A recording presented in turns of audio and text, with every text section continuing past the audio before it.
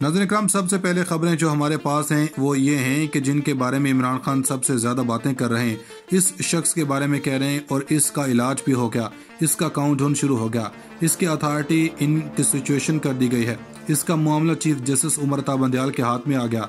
अब इन्होंने फैसला करना है कि क्या ये शख्स अपने ओहदे पर रह सकता है या नहीं रह सकता। इससे पहले तहरीक इंसाफ जितनी भी बातें करती रही है वो जलसों में करती रही है। दूसरे नंबर पर कौमी असम्बली की मुद्दत बढ़ाने का मामला बड़ा अहम है कि कौन कह रहे हैं कि कौमी असम्बली का इलेक्शन तो दूर की बात है, बल्कि वो असम्बली को एक्सटेंड करना चाहते हैं, यानी इसकी मुद्दत बढ़ा दी जाए। लेकिन सबसे पहले इस सबसे बड़ी आज की खबर है वो इलेक्शन कमीशन के हवाले से है। चीफ सिकंदर सुल्तान राजा के हवाले से अहम कदम उठा लिया गया।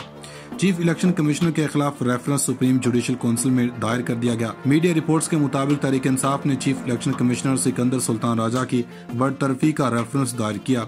रेफरेंस में इल्जाम आयद किया गया कि चीफ इलेक्शन कमिश्नर मुबैना तौर पर जानबदार हैं, इसलिए वो ओहदे के अहल नहीं हैं और इन्हें ओहदे से हटाया जाए।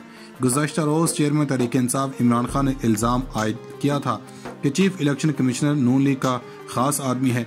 हम पहले से चीफ इलेक्शन कमिश्नर पर अदम एतमाद कर चुके हैं क्योंकि वो गैर जानबदार नहीं रहे। सिंध इलेक्शन कमीशन सूबाई हुकूमत के पे रोल पर है। पीपल्स पार्टी ने कराची में खुलकर धांधली की।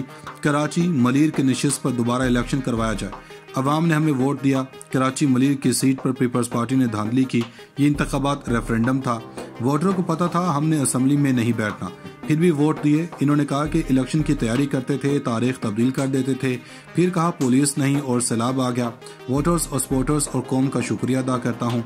हमने हुकूमत में शामिल जमातों को शिकस्त दी। वोटर्स को पता था हमने असम्बली में नहीं बैठना, फिर भी वोट दिए। ज़िमनी इंतखाब मुलतवी करने की बार बार कोशिश की गई। हुकूमत में शामिल तमाम जमातों ने इलेक्शन लड़ा। कराची में जो एक सीट हारे हैं वहाँ पर पीपल्स पार्टी ने धांधली की। कराची के नशिस्त पर दोबारा इलेक्शन करवाना चाहते, ताहम इलेक्शन कमिश्नर सिकंदर एजाज चौहान ने इमरान खान के इल्जामात की तरदीद की। इन्होंने कहा कि जो इल्जामात मुझ पर लगाए वो बेबुनियाद हैं। इमरान खान के तमाम इल्जामात की सख्ती से मजम्मत करता हूँ। मलीर के ज़िमनी इंतखाबात में धांधली के इल्जामात में कोई सदाकत नहीं। बड़ी सियासी जमात के सरबराह की जानब से ऐसे बयान की तवक्को नहीं करता था। मलीर ज़िमनी इंतखाब में कामयाब उम्मीदवार का इमरान खान से 10,000 वोट का फर्क है। इलेक्शन कमीशन ने मलीर और कुरंगी में साफ और शफाफ इलेक्शन करवाए। अब एक बात जरूर है कि तहरीक इंसाफ ने यहाँ तक तो कामयाबी हासिल कर ली है कि अब इस मामले को इन्होंने एक प्रॉपर फोरम पर कदम उठा दिया। लेकिन दूसरे नंबर पर चलकर इसको साबित करना और जजेस को मुतमिन करना पाकिस्तान तहरीक इंसाफ को काम करना होगा। किरदार के ऊपर बड़ा इतराज है। ओवरऑल तर्ज अमल पर सवालात उठाए जा सकते हैं।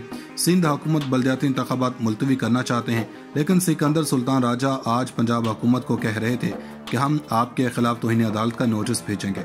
अगर कानून ना बनाया तो हम पुराने कानून के मुताबिक इलेक्शन करवा देंगे। यानी सिकंदर सुल्तान राजा का पंजाब को लेकर तर्ज अमल मुख्तलिफ है, सिंध को लेकर अलग है। अब एक नया शोशा सुने। पाकिस्तान तहरीक इंसाफ कह रही है कि इलेक्शन करवाओ। खान ने भी कह दिया है कि मैं वक्त दे रहा हूँ। आज यही बात पाकिस्तान तहरीक इंसाफ के फवाद चौधरी ने की। इन्होंने कहा कि अवाम का मुल्क अवाम को वापस किया जाए। आप गैर मकबूल हुकूमत के पीछे क्यों गैर मकबूल हो रहे हैं? लेकिन दूसरी जानब पीटीआई तो ये सोच रही है, लेकिन पावर क्वार्टर्स गेम थोड़ी और सोच रहे हैं कि असम्बली की मुद्दत बढ़ा देते हैं और इस वक्त इमरान खान को रोकना इनकी बस की बात नहीं। और खबर सुन ने कहा कि एतजाज एहसन पर तौहीन अदालत लगाएं। आज खुद कैप्टन सफदर कहते हैं कि अगर जनरल बाजवा असरअंदाज होते हैं तो हमें सजाएं ना होती। इसका मतलब है कि सजाएं मेरिट पर हुई हैं। यानी पहले वाली बात ठीक थी या आज की बात ठीक थी, लेकिन इसको छोड़कर अदालत ने एतजाज एहसन के खिलाफ कार्रवाई करने से इनकार कर दिया। इन्होंने कहा कि बहुत सारी बातों पर वजाहत नहीं ले सकते, लेकिन इसके बाद कैप्टन सफदर बाहर आए तो इन्होंने कहा कि हुकूमत मुद्दत पूरी करेगी और आइन के मुताबिक अपनी मुद्दत बढ़ाएंगे। यानी हम इस मुद्दत को खत्म नहीं करेंगे बल्कि इसको बढ़ाएंगे। ये पहला मौका नहीं कि मुद्दत बढ़ाने की बात हुई है। फजलुर रहमान ने कहा था कि पार्लियामेंट आर्मी चीफ को एक्सटेंशन को बढ़ा सकती है, तो पार्लियामेंट अपनी मुद्दत क्यों नहीं बढ़ा सकती? इसका मतलब है कि इम्पोर्टेड हुकूमत नया प्लान बना रही है कि इमरान खान की शोहरत को कम से कम तर करने के लिए वक्त लिया जाए ताकि लेवल प्लेइंग ग्राउंड बन सके, क्योंकि इस वक्त तो कोई सूरत नजर नहीं आ रही। नाज़रीन, पाकिस्तान के अंदर सर्वे क्या बताते हैं? लोग फौरी तौर पर इलेक्शन चाहते हैं या नहीं, और अगर लोग इलेक्शन चाहते हैं तो किसको इलेक्ट करना चाहते हैं? मगर ये सारी बातें गैर सियासी बातें हैं, क्योंकि पाकिस्तान में ओहदे का फैसला पाकिस्तानी आवाम नहीं करती, बल्कि पाकिस्तान की चंद ताकत और तबके या लोग हैं वो इस मुल्क का फैसला करते हैं कि क्या लोग वोट दे सकते हैं, क्या लोग वोट नहीं दे सकते। लोगों की क्या राय है इसके मुताबिक इन्होंने नहीं चलना, बल्कि इन चंद लोगों की वजह से पूरे मुल्क ने चलना है। आप जानते हैं कि पाकिस्तान के अंदर 60% लोगों का कहना है कि मुल्क में इंतखाबात होने चाहिए। लोगों को सैलाब, महंगाई, लेकिन चूँकि इनकी राय मानी नहीं रखती तो इसलिए पाकिस्तान का इलेक्शन कमीशन भी और बातें करता है। मसला यह है कि इमरान खान को रोकना है, मगर अब आवाम को मौका ही नहीं देना कि वो इमरान खान के साथ हैं, लेकिन वो ऐसा नहीं चाहते। इमरान खान को सिस्टम से निकालने के लिए ताकतवरों को अपनी कोशिशें कर रहे हैं। अब MQM की तरफ से दरख्वास्त दी गई है कि आप मेहरबानी करें और इस इलेक्शन को जहां पर इमरान खान ने हिस्सा लेना है तो जनाब इसको मुलतवी कर दें। एक लिहाज से तो ये ज़रूरी है।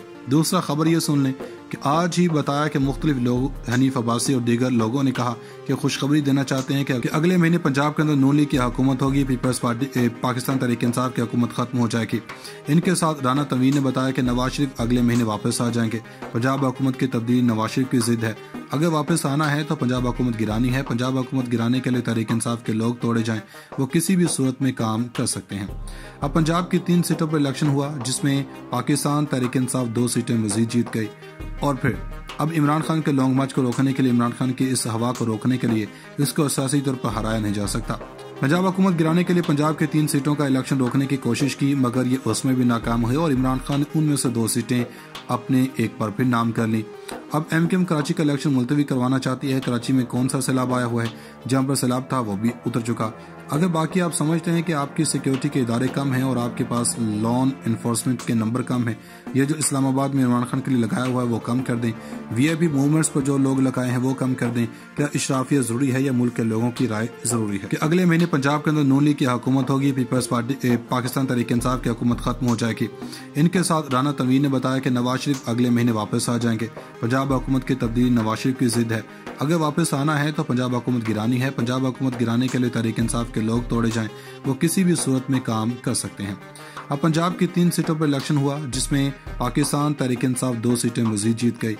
और फिर अब इमरान खान के लॉन्ग मार्च को रोकने के लिए, इमरान खान की इस हवा को रोकने के लिए इसको सियासी तौर पर हराया नहीं जा सकता। पंजाब हुकूमत गिराने के लिए पंजाब के 3 सीटों का इलेक्शन रोकने की कोशिश की, मगर ये उसमें भी नाकाम हुए और इमरान खान ने उनमें से 2 सीटें अपने एक बार फिर नाम कर ली। अब MQM कराची का इलेक्शन मुलतवी करवाना चाहती है। कराची में कौन सा सैलाब आया हुआ है, जहाँ पर सैलाब था वो भी उतर चुका। अगर बाकी आप समझते हैं कि आपकी सिक्योरिटी के इदारे कम हैं और आपके पास लॉ एनफोर्समेंट के नंबर कम है, ये जो इस्लामाबाद में इमरान खान के लिए लगाया हुआ है वो कम कर दें। VIP मूवमेंट्स पर जो लोग लगाए हैं वो कम कर दें। क्या इशराफिया जरूरी है या मुल्क के लोगों की राय जरूरी है?